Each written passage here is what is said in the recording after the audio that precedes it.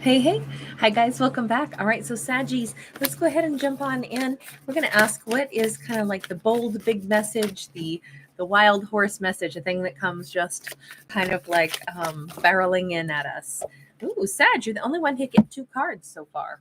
So, we've got Spirit of Youth, which is bathing in flowers. I believe Leo got this one.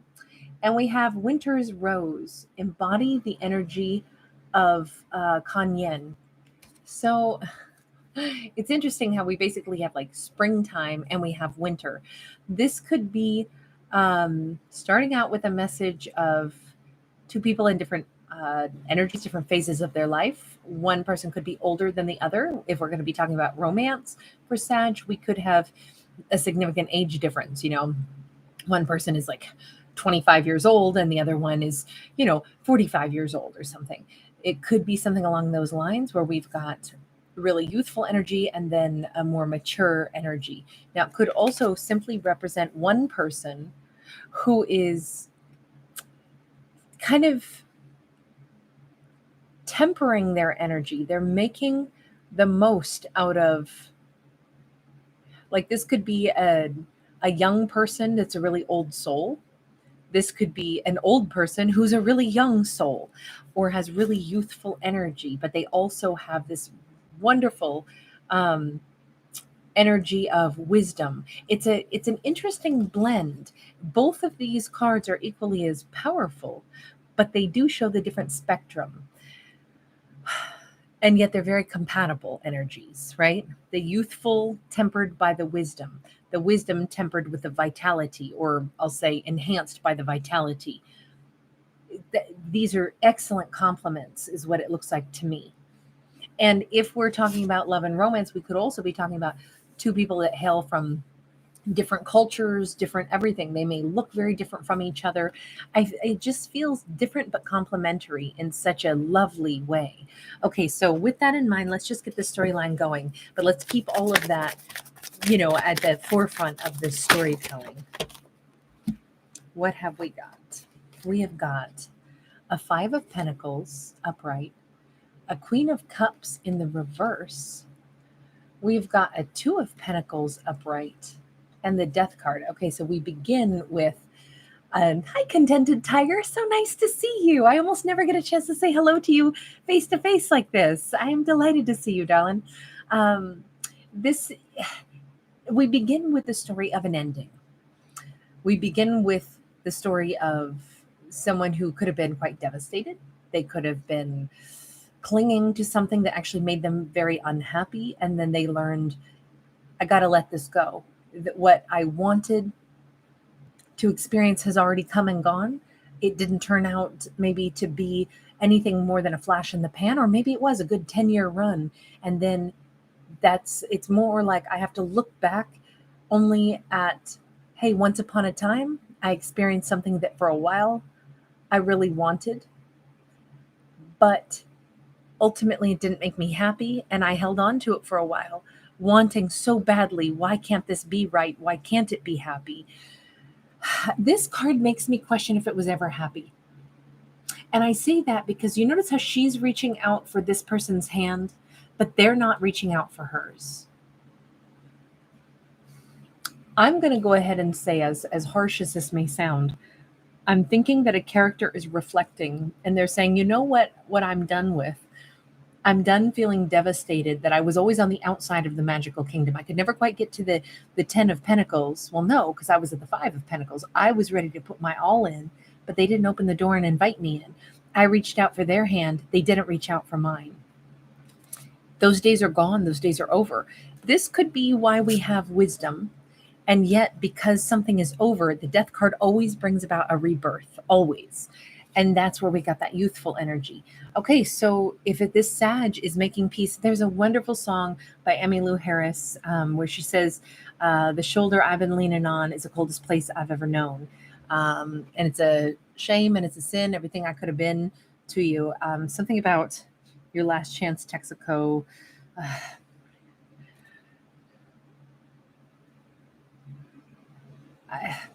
I can't think of the title of it.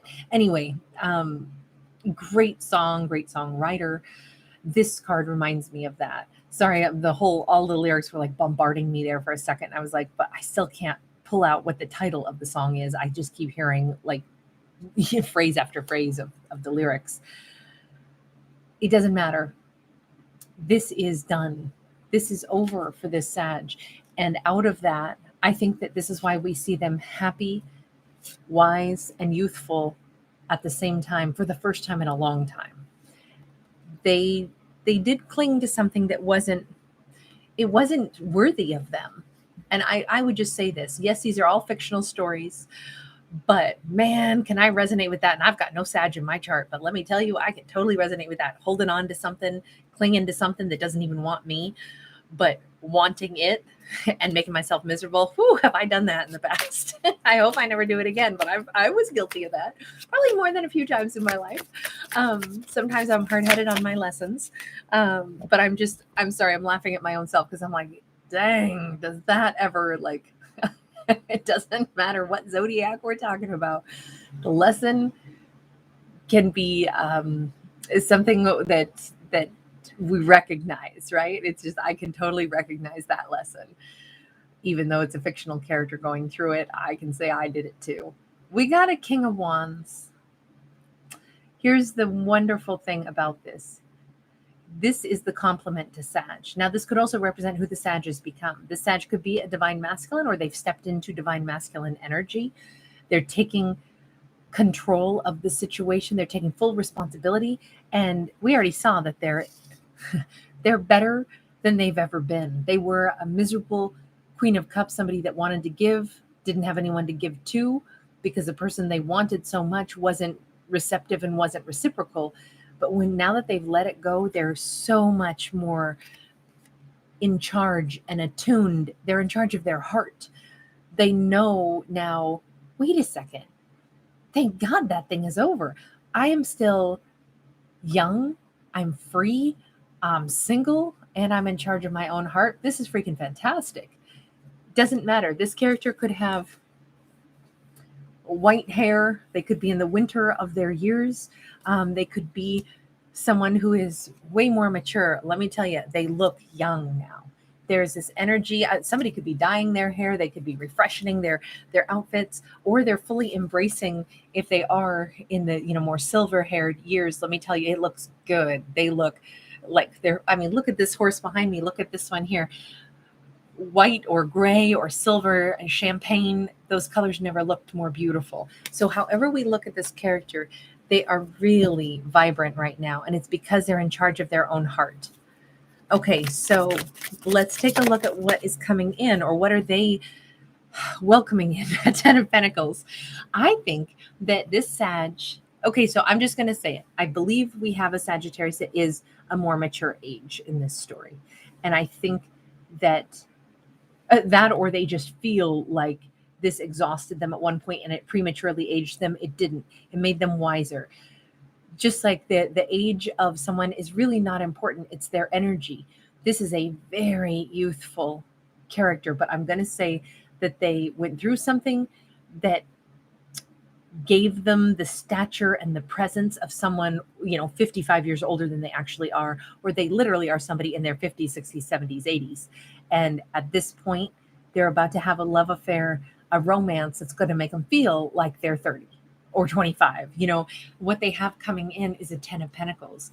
This is after, I feel like this is a Sag who already had like a lengthy relationship that was never satisfying. I'm wondering if this is like they had a whole, 35-year marriage and that's ended. And this is where their life begins. And they get to finally experience the real love with somebody who really wants to have this, reciprocal energy and meet them in the middle. And it's so wild because no matter what age they are, no matter what age this person is, they're going to look at each other, and what they're going to see is that youthful spirit. They're going to see right into each other's souls, and that is where the youth and the vitality truly is.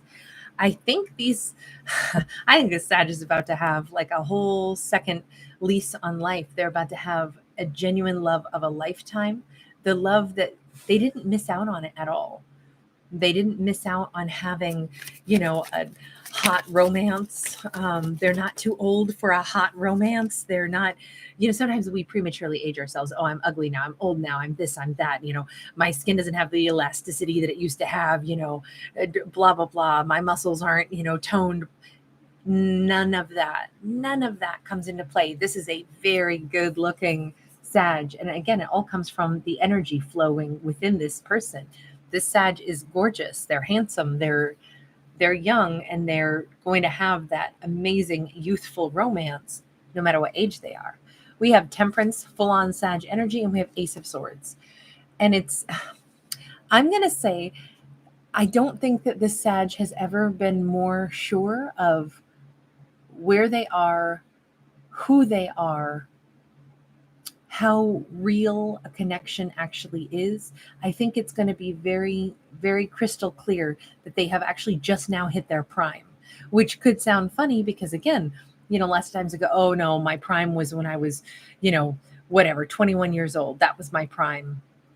Nope, not for this Sag. And they know it too. They could be 77 years old and they're just now hitting their prime, and they know it. It's not even a question. It's a reality. It's amazing to see this kind of like total turnaround and this beautiful vibe. Tell me about that 10 of Pentacles. Knight of Cups are going to be wined and dined. And we have the Hierophant. Hierophant is, it's a card of marriage. It's a card of serious commitment, long-term commitment. But first, they get to experience the courtship. They get to experience whether this is a Sag who wants to court somebody or this is Sag being courted.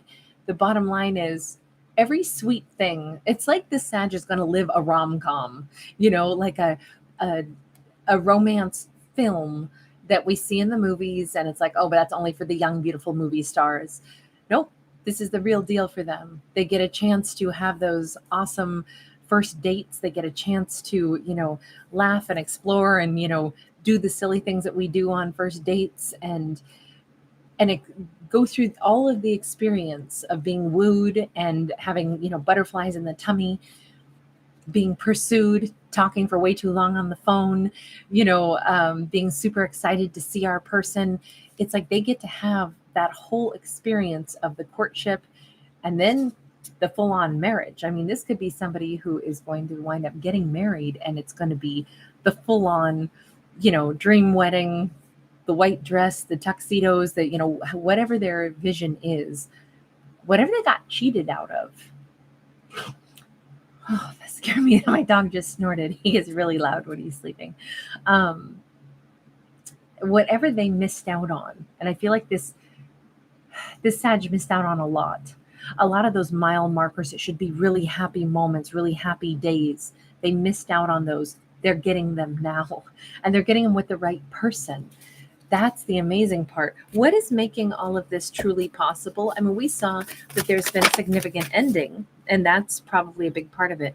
The moon, okay, the moon is something that's been hidden. That's Piscean energy. I'm asking, how is this changing for our Pisces? Why is this happening? Our Pisces, excuse me, for our Sag. The Tower is in the reverse. I think what they didn't see before, what was hidden, is that I do think that our character,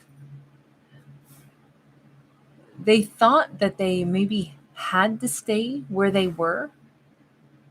Why would Sag have thought that they had to stay in something, not realizing that they did not need to? We've got 8 of Wands. We've got King of Pentacles. We've got 8 of Pentacles. No, you know what this is? Okay, so bear with me because this is going to be a bit of like a mind bender. Ironically, the person that Sag had been with for so long, that never really held their hand, that never really reciprocated, that wasn't emotionally available. What's so ironic is that Sag all this time thought they had to keep waiting for this person, like it was their duty, and if they loved them better or loved them longer, then that person would, open up. What's so ironic is that person wanted this situation exactly as it was with Sag. They never wanted Sag to leave. They wanted to keep Sag feeling like, if you were to give me more, maybe someday I would reciprocate. They wanted Sag to keep working on things with them. They didn't want to lose Sag. But the way they kept the upper hand was to keep making Sag feel like, well, I have a lot to give. I am giving you a lot, but you need to work harder to earn it, deserve it. This was a mind bender. Ooh, I don't like this person. And they spoke about themselves like they were super generous, but really they needed Sag in their lives. They did not want to lose Sag. They didn't want this to crumble. So they used this mechanism to always keep what Sag wanted out of reach, to always make Sag feel like they had to work for it, and always insisted that they gave a ton. What do you mean, Sag? I'm giving a ton. It's you who needs to put in more effort. But I think it was all trickery. And I think it was because they were desperate to hold on to Sagittarius. Now that's where the mind bender is. The person who wanted Sag made Sag unhappy, and then made them feel like, you need to keep trying to make me happier, and then you can earn the happiness in this relationship. This is, oh my gosh, that's the weirdest message I have ever had. Ever had. And it's also the most putrid message I think I've ever had come out in a story. I'm sorry, I just loathe that whole, let's leave that alone, because there's no point in dealing with that anymore anyway, other than maybe it is like a feather in Sag's hat to say the person who kind of drained them dry and would never be loving or receptive, that maybe made Sag feel unworthy, made them feel very lonely. It turns out they were the ones that couldn't do without Sag, which I know is such a mind bender. But that is maybe the reason that message came out. Doesn't matter. None of that matters anymore. Sag is in a whole different place. They are having a genuine and reciprocal romance now. They have something real coming in for them. And speaking of real, my dog is really needing me, so I'm going to take off. Thank you guys very much for hanging out with me, Sag. We'll get to you guys again. I'm going to try to do a lot more videos this week, just because if you're in the United States, we've got a holiday this week. And so a lot of people are busy in the kitchen, and sometimes it's fun to listen to stuff while you're busy in the kitchen. So I was like, this is going to be a good week to put out some extra videos for each zodiac. So you guys, thanks for being here. Leah McConnell, good to see you. Good to see you. I'm sorry that you had to go through something similar to this story. That was a bumpy one, but I sure like the outcome for this character. Sorry, you guys. Bye, JJ. Bye, heavy but happy heart. Bye.